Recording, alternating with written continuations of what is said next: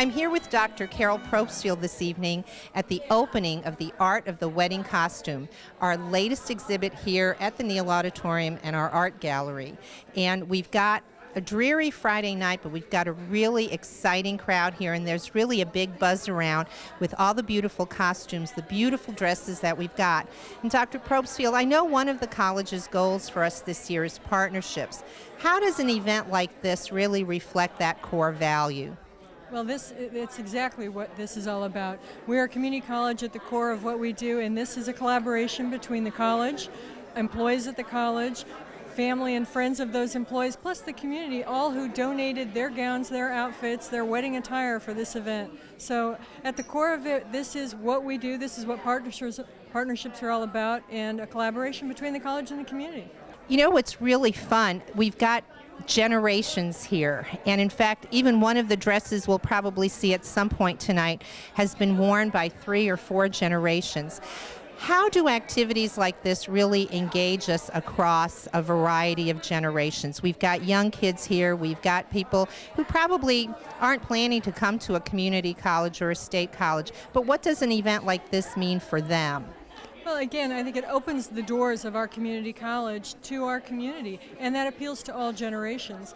As students at the college, we have a collegiate school that ranges from the 6th grade all the way up to our Core 50 Plus program, where we're engaging people back into the academic environment to retool or just gain additional skills or attributes that they want to add to their life. So this is just one more opportunity to say, come here, there's something here for everybody, whether it's an art show like we're experiencing this evening, theater production, music production, athletic activities, or an academic course.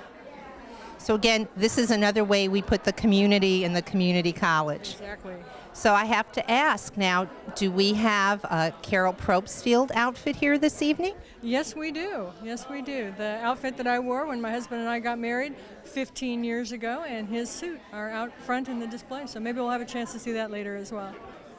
So one of the themes of your administration has been collaboration. And again, you've mentioned how important this particular event is in reflecting the types of collaborations, both internal and external, that we've done. Can you take a few minutes and tell us about some of the other collaborations that you've got coming down the pipe? Well, I would love to. There are many collaborations we're working on at any given time. Some academic collaborations with other academic institutions in the area to create seamless opportunities for our students, opportunities in our theater programs where we're engaging students from other schools to participate, and any of our theater productions that are open auditions so we can get the community involved in those as well. Our athletes are out volunteering in the community, helping different organizations raise money and raise awareness for their initiatives. So the opportunities for us to talk about collaborations are endless. I know one of the things that we're really excited about are some of the things that we've been doing most recently with veterans. Can you talk a little bit about some of the veterans programs and some new services that we've got just for that particular population? Oh, absolutely. On both of our main campuses, we have veterans programs. We have active volunteerism and participation by our veterans. Most recently, they put on the 9/11 commemoration at both campuses, and they were just beautiful. Both programs have been working hard to raise money to support veterans. One of the challenges that our veterans find when they come back is gaining access to those resources through the VA and helping them to bridge that time period between when they are here and they want to become actively engaged in the rest of their life, and when those benefits become available, is an opportunity that we've been working on and that they've been working on in collaboration with us. So we now have those scholarships particularly aimed at books, and we're working hard on a couple of other things, not the least of which a big initiative of mine is to figure out how we can get more veterans interested in applying for jobs at the State College of Florida. Not just working with the veterans who are students to help them see how their skills translate into civilian life, but to really encourage more veterans that are coming back to apply for jobs at the State College of Florida and gaining our own level of awareness about how those skills translate into what we need as an administration of this institution. Well, and in fact, that is something that community colleges in particular are so well equipped to do. Having been affiliated with the military for a number of years, it's hard to make that transition, not only for the person who's been the active duty member, but for the family that they often now are relocating to a new place. And so having a place for them to go to, and then having us be more sensitive to what are those transferable skills, is really critical to their success and frankly to our own. Well, exactly, and the community college movement actually was born out of veterans who were coming back to the workplace after World War II, and so we're just realizing our own origin when we're trying to make sure that we're doing everything in our power to reach out to our veterans. Well, on behalf of the veterans and their families, thank you for thinking about that and for all those efforts. I know they're very, very well appreciated. Thank you.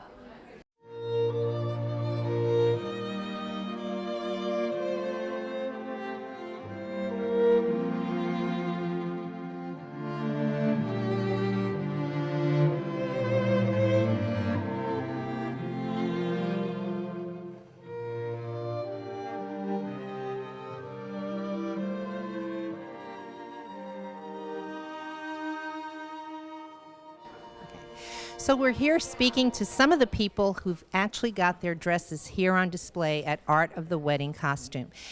Lisa, tell me about what went into deciding on the type of dress you were going to wear for your wedding. Deciding on it was pretty easy. We looked at a couple of pictures. We had an idea of what we wanted, and Susan's mother, Pat Russell, from there made the dress in maybe 2 days. So this was someone in the family actually sewing the dress for the brides. Wow. My mother did, yes. So what's it mean to have the dress here on display tonight? It's a big honor to have it here because it was made by a family member, and the dresses did travel to Canada where we did get married. So to see them on display, it's a big honor to see that. What do you think goes into planning an event like this as far as what it means to the people who are participants in it as well as to the community? I think it's great actually watching everyone and seeing people relate to the dresses, and I've seen a few people that actually wore the dresses as well, and I think it's good bringing back memories and just seeing people's family members, their dresses from them too. I think it's wonderful. Well, congratulations to your mom because she did a real heck of a job here. And thank you both for participating in an event like this. We really appreciate it on behalf of SCF.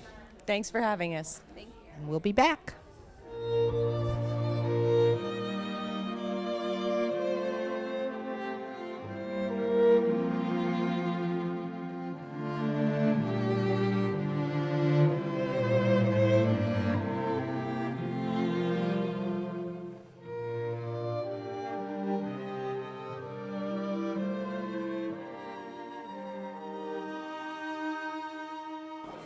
This is Joe Locasano, the curator of our gallery, and probably somebody who's flying just a little high tonight. What's this event mean to you tonight? Well, it means a lot, and yeah, you're right. You could say that I am flying high, Daisy. This is fantastic. It's fantastic to see so many people, such wonderful community support, people from the college as well. It means so much because this has been a 4-month effort between Ken Erickson and myself, other colleagues in the department, and to see this exhibition finally come to fruition, yeah, I'm on cloud 9. So one of the things I love about this exhibition is it really reflects the collaboration that's taking place more and more here within the college. But as I look around and I see people of so many different generations here, How do you come up with an idea like this that certainly seems to have interest from children to people well into their 70s, 80s? And I mean, it's a dreary night tonight, and you've got a standing room only crowd. I think that a lot of it has been trial and error, finding the right combination of what people respond to. Several years ago, we did our first costume exhibition, 20 years of costume fashions from the Oslo Repertory Theater, and then we did the Art of the Costume reinvented last year, and people responded. We've noticed that there have been similar exhibitions in the community, and when you see something like that works, you do it again and again. And so we're sort of we're sort of making the most of that, Daisy. I noticed that the layout, the design of this is a little different maybe than some of your other previous events. Talk to me about how you lay this out.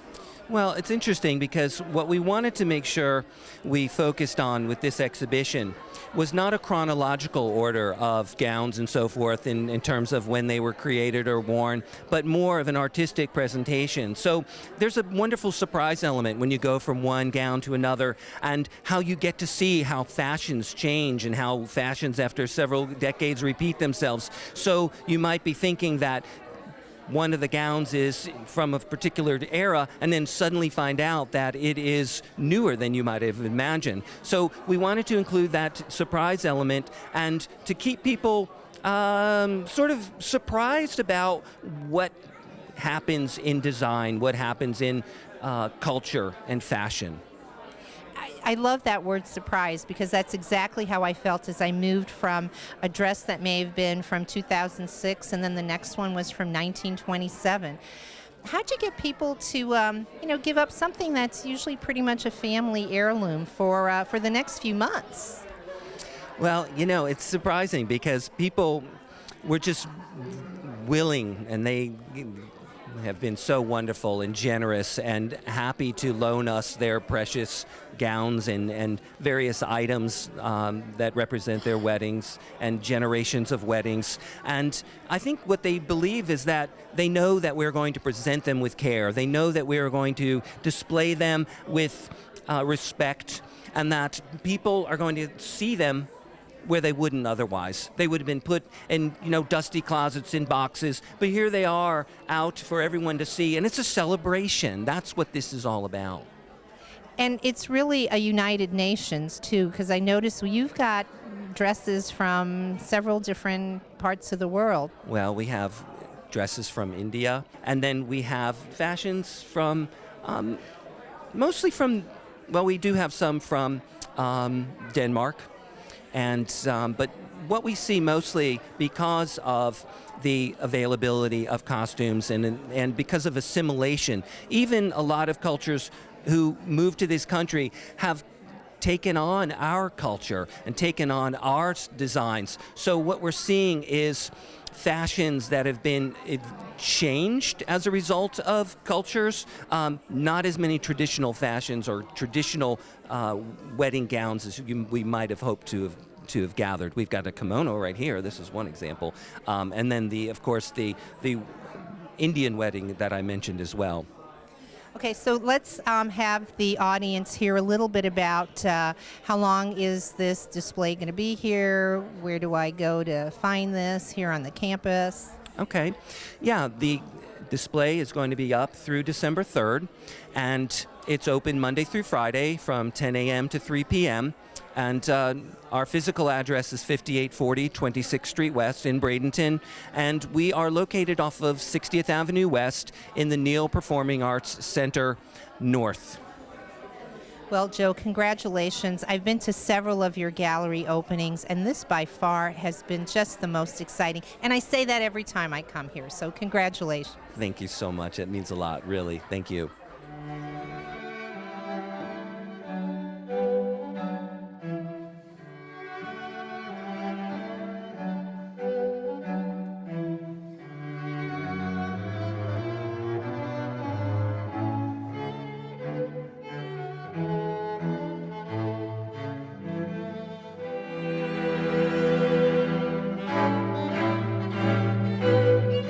I'm here with Mary and Ken Erickson, and I have to ask the beautiful bride, tell us about what went into choosing the dress that you chose for your wedding back in 1977. Well, at that time, neither my parents nor Ken's had a lot of money, and my mother decided to take me to Moss Brothers and said, let's look at a wedding dress. And I said, no, Mom, if you put the W word in front of it, it will be 3 times the cost.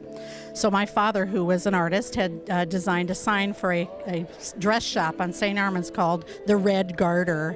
And we went down there and I said, show me every white dress you have. And they had 3. And one of them fit, and it was only $60, and that's why that's my dress. Oh, well, you know, good choice on the dress, and I guess a pretty good choice on the groom, too, because you guys have been together since 1977. Not too bad, not too bad. So, Ken, we know that you and Joe are the brainchild, children, if you will, behind this event tonight. Tell us what went into planning this event. I'm going to let you hold the mic. Well, we wanted to have a lot of community input into this event, so we had a press release done, and all of a sudden, people from the community were contacting us with photographs of what they would like to have submitted for our consideration. So we ended up picking almost 60 pieces and going from 1857 to 2015. South Florida Museum, all kinds of people from the community participated. Well, it's such a dreary Friday night, and you all have had standing room only here. So clearly you hit a nerve with the community as far as the kinds of events they like to come out to. And I think one of the things that's been so wonderful is the multi-generational aspect of this. Can you talk a little bit about that? Well, we have people here that a lot of the brides from the 50s, 40s, 50s, and 60s have shown up here and had pictures taken with their dresses, which is kind of interesting. Well, and I understand there's at least one dress that has been worn by 4 generations in a family. Is that right? There's One that's never worn. one that's never been worn. Actually, there are 2 that have never been worn. One young lady has donated or loaned us her beautiful wedding gown, and she hasn't even been married yet, which is amazing. Yeah. And the other dress? And the other dress was submitted by a woman who got it from her neighbor 25 years ago, and it was her mother's that had never been worn. She was planning on getting married, and her fiance was killed in World War I, 1915. So she just folded it up and put it back in a box. Well, you know, when Dr. Probstfield talks about different ways that we get to engage in the community and establish partnerships, you all have been at the helm of that from the get-go with the kinds of events that you've had and the beautiful, beautiful work that went into this event tonight. Thank you so much, not only on behalf of SCF, but on behalf of the community, because it's a wonderful way to bring people together on such a meaningful, you know, what one of the most important events is what? The wedding.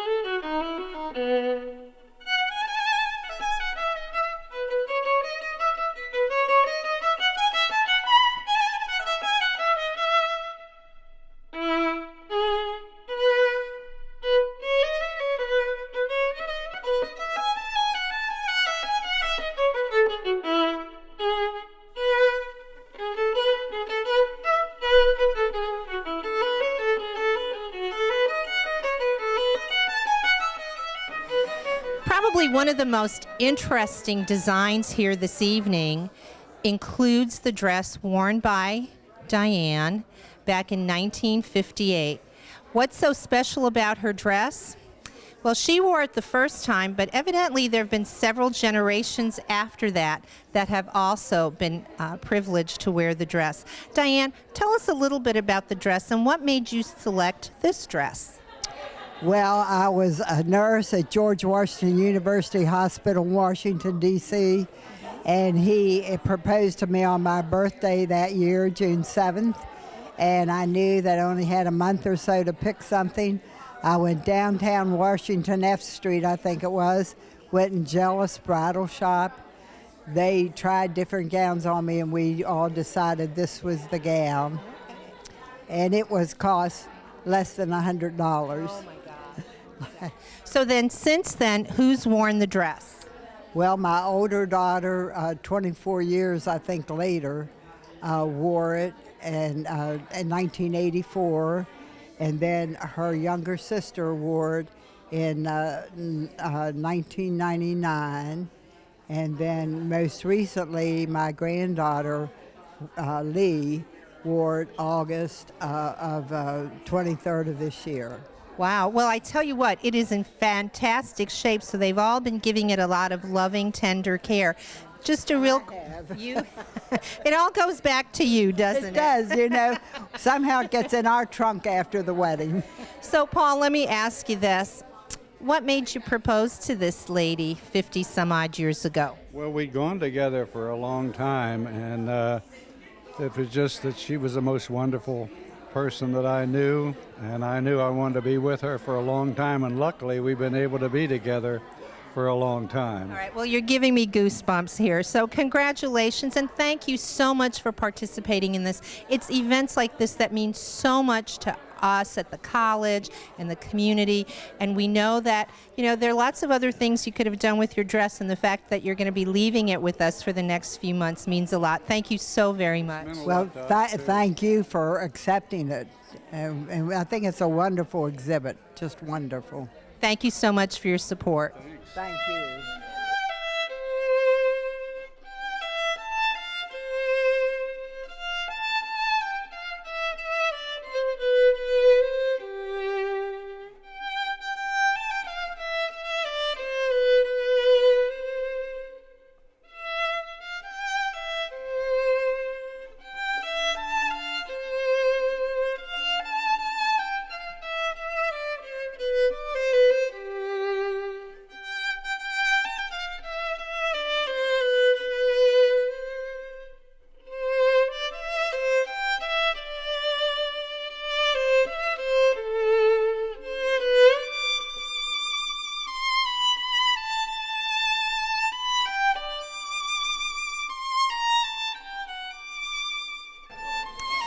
Bonnie Dangler, the mother of our AVP, Brad Davis, is one of many people participating in tonight's event. So I need to ask you, how did your dress come to be part of this evening's show?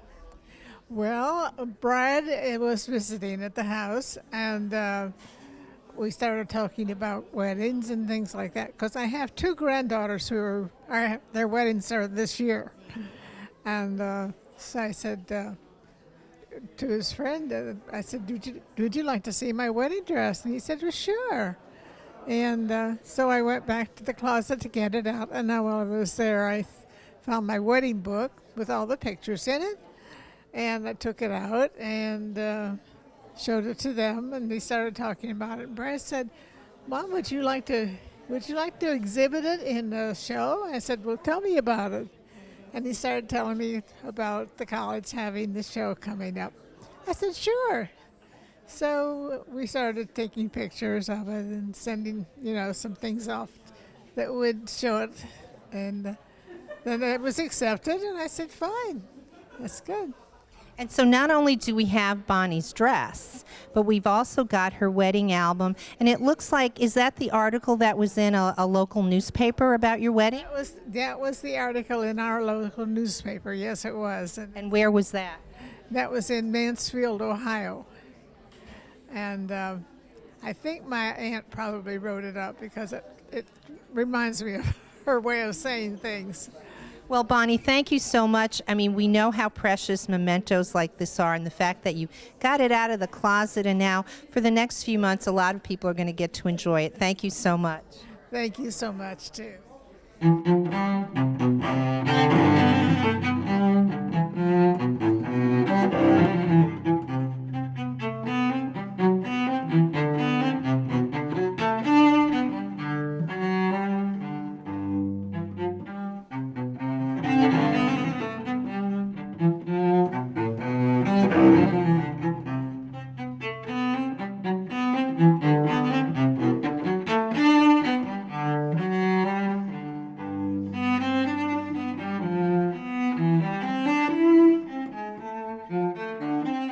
you.